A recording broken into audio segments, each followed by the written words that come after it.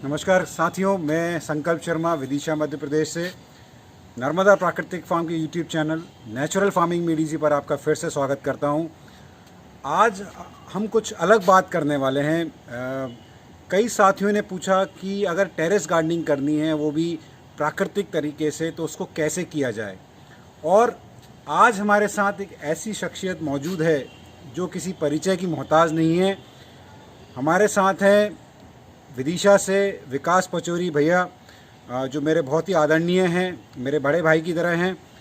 तो और इनकी तारीफ़ में जितने शब्द वो भी शायद कम पड़ जाएं, तो मैं चाहूँगा कि वो अपना परिचय दर्शकों को खुद दें कि उनका जो भी अभी तक की जो एक सफ़र रहा है, ये सिर्फ अभी जैविक खेती या टेरेस गार्डनिंग की बात ही नहीं है, वो सामाजिक सेवा में उन्होंने अपना क्या योगदान दिया है शहर को, तो ये हम उन्हीं की जुबानी सुनेंगे। तो अभी आप सुनेंगे हमारे साथ विकास पचौरी जी को।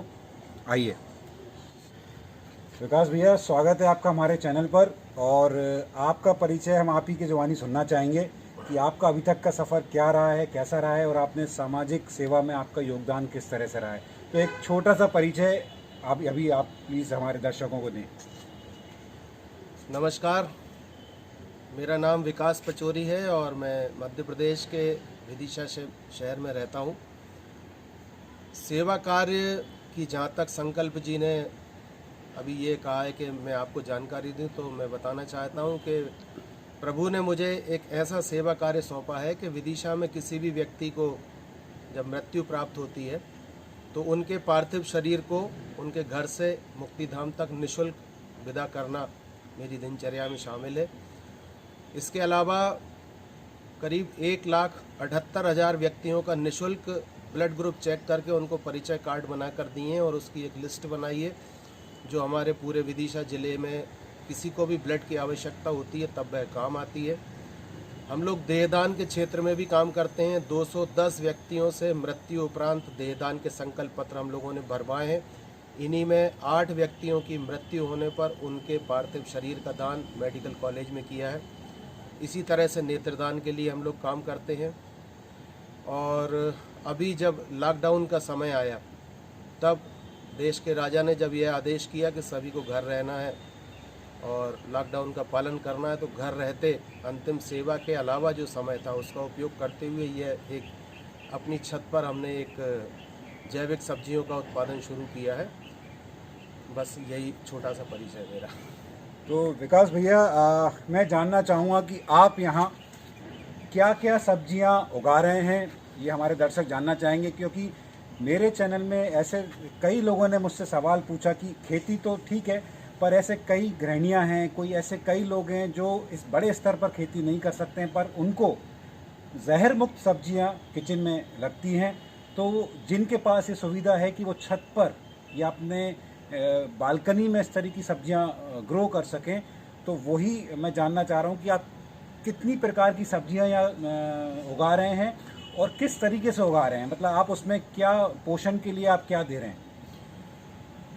जहाँ तक सब्जियां उगाने की बात है तो संकल्प यहाँ पर सभी तरह की बेलदार सब्जियां हैं, जैसे गिलकी, लौकी, कद्दू, करेला आदि आदि सभी बेल वाली सब्जियां हैं और सभी पौधे वाली भी सब्जियां हैं, सिवाय ज़मीन के अंदर फल वाली सब्जियों को छोड़कर, जैसे कि गाजर, मूली, प्याज, आलू, इस तरह की हमने सिर्फ सब्जियों को यहाँ पर नहीं लगाया है। बाकी लगभग सभी सब्जियां हैं। और जहाँ तक इस आपके प्रश्न का सवाल है कि हमने कैसे ये किया है, तो जितना वेस्टेज मटेरियल होता है उसका हमने यहाँ पर उपयोग किया। जैसे ये जो आप इनको देख रहे हैं बाल्टियों को, तो ये कलर की खाली बाल्टियाँ हैं जो हमने अपने मित्रों से इकट्ठी की। और ये जो डिब्बे हैं ये प्लास्टिक के डिब्बे हमने कबाड़े से लिए हैं। ये तेल की कुप्पियाँ हैं जो अक्सर हर घर में खाली होने के बाद में वेस्टेज रखी रहती हैं। तो इन सभी का उपयोग करके हमने इस खेती को शुरू किया है। और यहाँ पर जो मिट्टी है वह तो साधारण मिट्टी ही है। इसके साथ हमने जो आपका गौशाला से जैविक खाद, गौशाला का जो गोबर का जो खाद रहता है वह हमने इस मिट्टी में मिलाया, 60% हमने मिट्टी ली है, 40% हमने 30% हमने इसमें खाद मिलाया और 5% हमने इसमें नर्मदा सेंट मिलाया और 5% हमने इसमें कोकोपिट। इस तरह से 100% का ये मिश्रण बनाकर इस पूरी की पूरी जैविक सब्जियों को हमने उगाना शुरू किया है। अच्छा, तो इसमें कभी कोई रोग आपने देखा लगते हुए, या अगर रोग लगता है तो उस रोग की कंडीशन में, उस दशा पे आप क्या प्रयोग कर रहे हैं? अभी तक तो ऐसा कोई भी रोग यहाँ पर नहीं हमारे पेड़ पौधों में लगा है, लेकिन यदि इस तरह का कोई रोग लगता है तो उसका इलाज तो आप ही हमें बता पाएंगे, क्योंकि इसका तो हमको कोई अनुभव अभी नहीं है। मैं अपने दर्शकों को ये बताना चाहूँगा कि जैसे विकास भैया ने बताया कि इसमें अभी तक कोई रोग नहीं लगा है, तो आप समझ सकते हैं कि ये जो मिट्टी इन्होंने ली है और ये पौधों की जो प्रतिरोधक क्षमता है वो इतनी ज़्यादा है कि पौधे अपने आप में इतने परिपूर्ण हैं कि उसमें कोई भी रोग अभी तक नहीं लगा है। तो मैं आपको थोड़ी देर में इस पूरी व्यवस्था का आपको एक दौरा कराने जा रहा हूँ कि आप देखेंगे कि किस तरीके से उन्होंने ये बांस के सहारे इस स्ट्रक्चर को खड़ा किया है। ऊपर ग्रीन नेट बांधा है ताकि गर्म हवा और धूप से इनको बचाया जा सके। और अभी आप देखेंगे कि इस पूरे स्ट्रक्चर में उन्होंने क्या क्या सब्जियां लगाई हैं। तो साथियों, ये स्ट्रक्चर उन्होंने ऐसा बनाया है कि एक फर्स्ट लेयर नीचे जो उन्होंने इस तरह की जो ट्रे इन्होंने लगा रखी हैं, इस तरह के ये पेंट के डब्बे इन्होंने लगा रखे हैं, जहाँ ये टमाटर, मिर्ची, बैगन, इस तरह की सब्जियां ले रहे हैं। और ये जो एक फर्स्ट लेयर, एक फर्स्ट स्टेज पे उन्होंने जो एक बांस का एक स्ट्रक्चर बनाया है, इस स्ट्रक्चर पर इन्होंने जितनी भी बेल वर्गीय सब्जियां हैं उनको लिया है और उसकी बेल ये ऊपर चढ़ा रहे हैं। तो आप देखें, बहुत ही अच्छे तरीके से उन्होंने मैनेजमेंट किया है। जितनी भी बेल वाली फसलें हैं वो इस स्ट्रक्चर की मदद से ऊपर चढ़ा रहे हैं, और नीचे जो भी हमारी सब्जियां हैं जैसे टमाटर है, भिंडी है, मिर्ची है, पालक है, धनिया है, वो ये नीचे ले रहे हैं। ये आप देख सकते हैं कि ये बहुत ही एक सुंदर स्ट्रक्चर उन्होंने बनाया है और अपने पूरे परिवार को ये जहर मुक्त सब्जियां प्रोवाइड करा रहे हैं। और प्रकृति की कितनी सुंदर व्यवस्था है कि आप देख सकते हैं कि इनकी सब्जियों में कोई रोग नहीं लगा है। और मैं खुद आश्चर्य और एक बहुत ही सुखद अनुभव है कि एक भी पत्तों पे मेरे को कोई भी रोग के लक्षण नहीं दिखे हैं। इतने हेल्दी पत्ते, इतने स्वस्थ पत्ते, बेदाग पत्ते हैं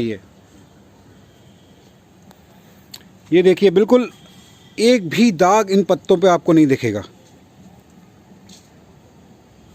थोड़ा सा एक सनलाइट का इशू है क्योंकि ये स्ट्रक्चर ऊपर ग्रीन नेट से ढका हुआ है, तो हो सकता है वीडियो की क्वालिटी में आप थोड़ा सा फ़र्क महसूस करेंगे, उतना क्लैरिटी आपको इसमें नहीं दिखेगा।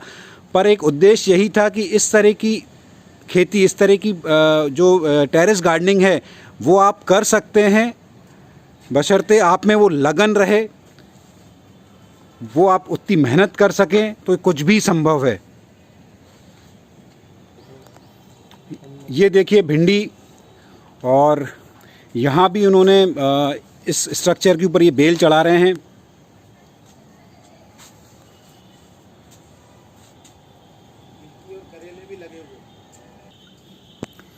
ये आप देखिए गिलकी भी यहाँ लग चुकी है, और फ्लावरिंग आप देखिए, पत्ते आप देखिए कितने बेदाग हैं। मतलब बहुत ही सुखद अनुभव है ये मेरे को देखने के लिए कि अभी तक इन्होंने कोई भी इसमें स्प्रे वगैरह नहीं किया है और प्रकृति के भरोसे इसको छोड़ दिया है और नेचर अपना काम यहाँ कर रहा है।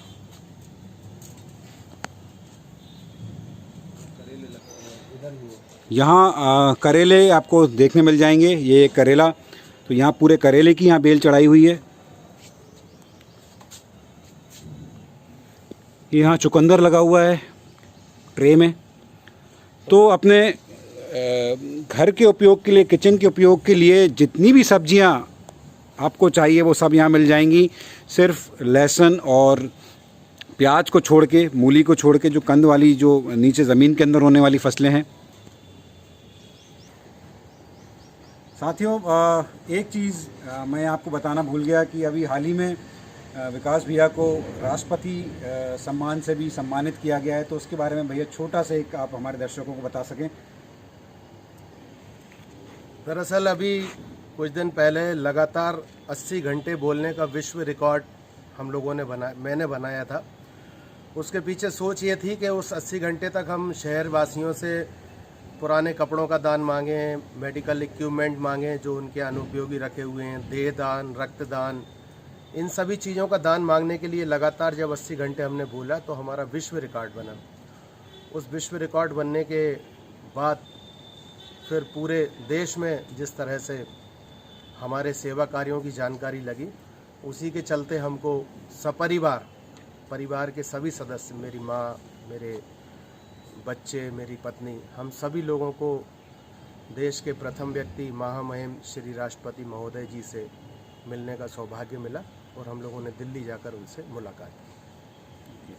बहुत बहुत धन्यवाद विकास भैया। तो उम्मीद है साथियों आपको ये वीडियो पसंद आया होगा, और अगर आपको ये वीडियो पसंद आया तो इसको लाइक करें और ज़्यादा से ज़्यादा शेयर करें, ताकि ऐसे लोग जो अपनी छत पर इस तरह की सब्जियां उगाना चाहते हैं उनको भी एक मार्गदर्शन मिले, उनको भी कहीं ना कहीं एक मोटिवेशन मिले कि हम भी ये अपनी छत पर, अपने गार्डन में, अपनी बालकनी में इस तरह की सब्जियां उगा सकते हैं। तो इसी नोट पे मैं आपसे विदा लेना चाहूँगा। बहुत बहुत धन्यवाद।